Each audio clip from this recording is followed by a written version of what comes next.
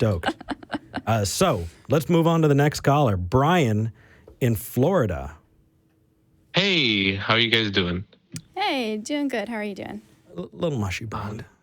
Not gonna lie. I was there. I was listening. I felt all of your pain. Trust me. Yeah. Looking at the live chat, they were feeling it too. Oh God, it was just painful. First, when I remember they were talking about the four. What was it? The four somethings. When they mentioned politics as part of their worldview, I was like, oh no.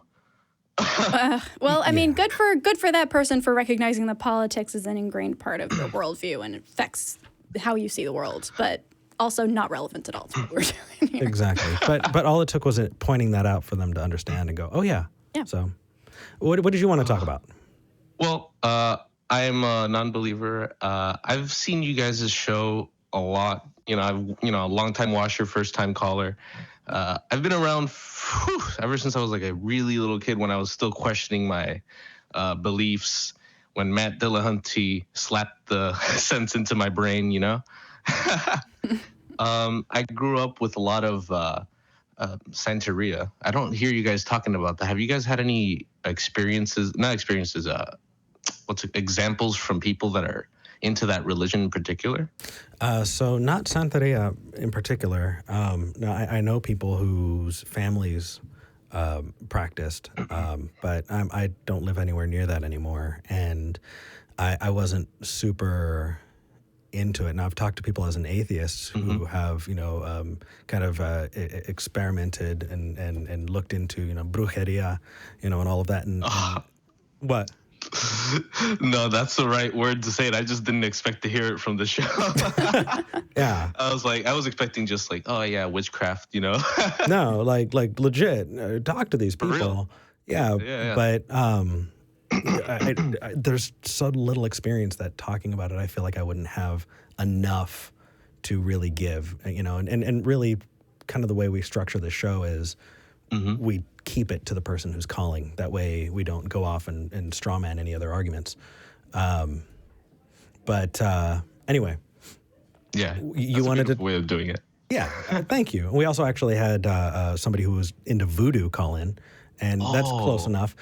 Their time is coming up soon, by the way. My teeth still need to fall out of my head. Yep. They've got January 13th. Is it January 13th? It is January 13th. We need to put like an Eric's tooth watch. Yes. Or I need to die.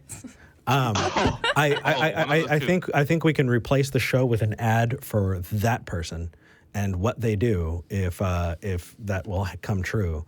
If Where's not, the tooth falling out countdown, huh? Yeah, we got to do something about that. I'm sure it'll be up by the end of the show.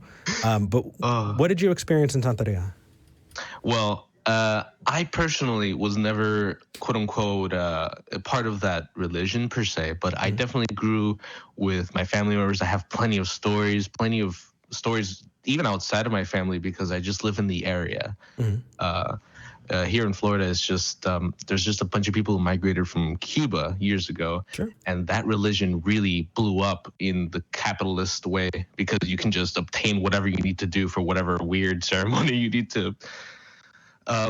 They have many of these shops, all right, all around town where it's just like a dark shop. They sell chickens, like live chicken, like jars, like things for you to do.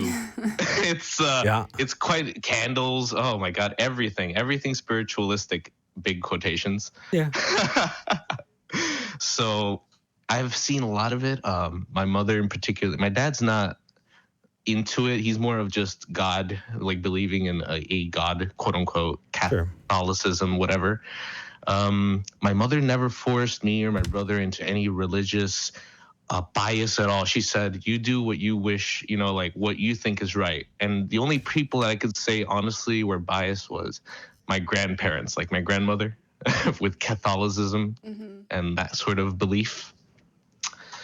But even though she never influenced us, I saw the implications of what she was doing, and I didn't like it. It just seemed pointless. Like, for example, here's one.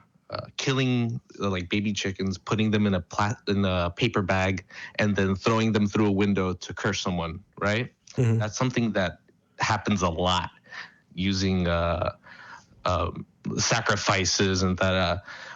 When I was a little younger, what was it? You know, the time of year, the time of year where everybody likes to hang out, and it's April, 20th, and everybody likes to have a good time, Sure. and they go to the park. Yeah. We have a little spot where we go to hang out in the park, and it was just a massacre, just dead chickens, a spiritual. Oh my god. Oh my God, candles. It was in the middle of the night. We were freaking out. It was the worst. That would be a very awkward thing to stumble on while high, for sure. Yep. Yeah. Sorry, man. But you know what? It's kind of funny, and the interesting thing is the existence of it, the prevalence of it helps reinforce to some people that it's true. So I recently went to a sex shop, and I was in there and checking everything out, super cool. And I'm ringing up, and I look to the right of me, and there's penis enlarging cream and vagina tightening cream. Ooh. And I'm thinking to myself, that's not a thing. But why is it here? Because people want to buy it. So they're selling it because people want to buy it. Okay. But the thing is what they're doing inadvertently is bolstering the claim that is a true thing by selling it. I mean, all they had to do is go, you know what? No, we're not going to sell that. But no, people want to buy it, so they're going to sell it. And it props up bullshit. But They're giving it validity just absolutely. by selling it. You got it, man. You got it. Oh. But good times. Anyway, Brian, it was good to talk to you about it. I definitely Absolutely. have some interesting memories for sure. I might even call back in maybe next week or something if you guys ever want to know anything really deep, because I have a lot of just in my head, because a lot of things that you probably would never know about this religion, I know. I'm in very deep. Brujeria? If you will. Yeah, I know a lot of things. Write me an email. I don't know if that would be right for this show, but I want to find a way to plug that in because I'd love to talk to you about it. Sure. Mail@talkheathen.com. Mail@talkheathen.com? You got it.